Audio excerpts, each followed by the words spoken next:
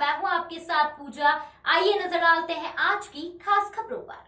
वहीं चिकित्सा शिक्षा मंत्री विश्वास सारंग ने कहा कि देश की वह ताकतें जो सुख समृद्धि नहीं देखना चाहती। उन्होंने वैक्सीनेशन को लेकर भी कई बातें कही थी, लेकिन पूरी दुनिया में मोदी ने स्थापित किया है कि भारत किसी भी चुनौती का मुकाबला कर सकता है। जैसे कहते आए, ये विघ्न संतोषियों ने वैक्सीनेशन प्रोग्राम को कंट्रोवर्शियल करने का एक मुहिम चलाई थी। इस देश में वो ताकतें जो देश में सुख और समृद्धि नहीं देखना चाहती, जो देश में लगातार अफवाह फैलाकर देश की आबो हवा को बिगाड़ना चाहती है, उन्होंने वैक्सीन को लेकर भी बहुत सारे प्रश्न लगाए थे।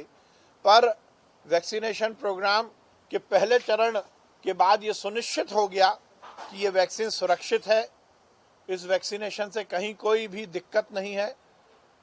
और पूरी दुनिया में नरेंद्र मोदी जी ने इस बात को स्थापित किया है कि देश, ये भारतवर्ष किसी भी चुनौती को स्वीकार कर सकता है। वहीं कांग्रेस द्वारा आयोजित किए जाने वाले प्रशिक्षण शिविर को लेकर भी उन्होंने बयान दिया। साथ ही कांग्रेस को आदिवासी विरोधी बताया। वहीं चुनाव को लेकर कहा कि भाजपा हमेशा चुनाव के लिए तैयार रहती है। जनता का कल्याण और विकास के एजेंडे को लेकर हम राजनीतिक क्षेत्र में काम करते हैं। कांग्रेस एक ट्वीट कर रही है, उसमें ये कह रही है कि मध्य प्रदेश में हथियारों की तस्करी भी अब शुरू हो चुकी है। 15 साल शिवराज के तबाही के सरकार। देखिए, हमने सबने देखा है कि तस्करी किसके शासन में हुई थी और हथियार कहां पकड़ाए थे। दिग्विजय सिंह और कांग्रेस के नेता ऐसे माफियाओं को संरक्षण देते हैं। हमारी सरकार में तो पूरी तरह से माफिया और गुंडे बदमाशों को हमने खत्म किया है। पहले मुख्यमंत्री जी ने मध्य प्रदेश से डाकुओं को खत्म किया और अब पूरी तरह से माफियाओं को और गुंडों को मध्य प्रदेश में खत्म कर दिया जाएगा। हमारे पार्टी का सीधा सीधा उद्देश्य है जनता की सेवा करना, और इसीलिए मैंने अपने पूरी वर्किंग में ये सुनिश्चित किया है कि आईटी सॉल्यूशंस को उपयोग करते हुए जनता की हर समस्या का हम निवारण भी करें और इसकी इत्तला, इसकी सूचना समय पर उस व्यक्ति को भी मिल सके। इसलिए हमने अपनी ऑफिस की इंटरनल व्यवस्था की है। सभी लोगों का पोर्टल के माध्यम से हम रजिस्ट्रेशन करते हैं।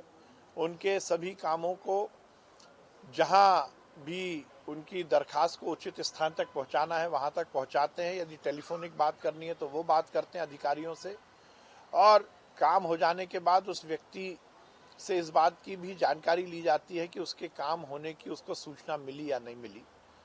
ये हमारा कर्तव्य है कि हम जनता की सेवा करें। एक जनप्रतिनिधि से जनता की यही अपेक्षा होती है, और इसीलिए आईटी सॉल्यूशंस का उपयोग करते हुए मैंने अपने ऑफिस की व्यवस्था को इस हिसाब से बनाया है। वहीं सुशासन भारतीय जनता पार्टी की सरकार का मूल मंत्र है, यह उन्होंने कलेक्टर कमिश्नर के संवाद पर कहा।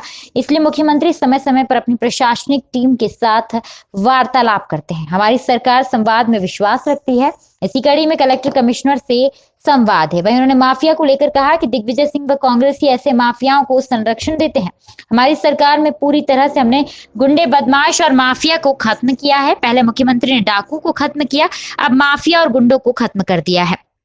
वहीं उत्तराखंड की घटना पर कहा कि हम सबके लिए दर्दनाक हादसा है कि प्रकृति का प्रकोप देखने को मिला, लेकिन कहीं ना कहीं यह संदेश भी देता है कि हम सबको प्रकृति की जो व्यवस्था है उसका पालन करना चाहिए। निश्चित रूप से हम सबके लिए बहुत ही दर्दनाक वो हादसा है जो उत्तराखंड में हुआ।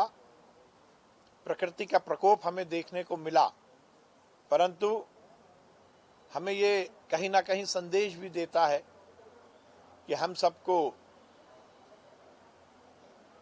प्रकृति की जो व्यवस्थाएं हैं उसका पालन करना चाहिए। हम सबके लिए ये बहुत दुखद है। जिन लोगों की इसमें मृत्यु हुई है, मैं उन्हें विनम्र श्रद्धांजलि देता हूं। सरकार मुस्तैदी के साथ अपना काम कर रही है और आगे ऐसे हादसे ना हो, इसकी हमें जरूर चिंता करनी चाहिए। फिलहाल अभी के लिए बस इतना ही। लगातार खबरों के लिए आप देखते रहिए हमें। नमस्कार।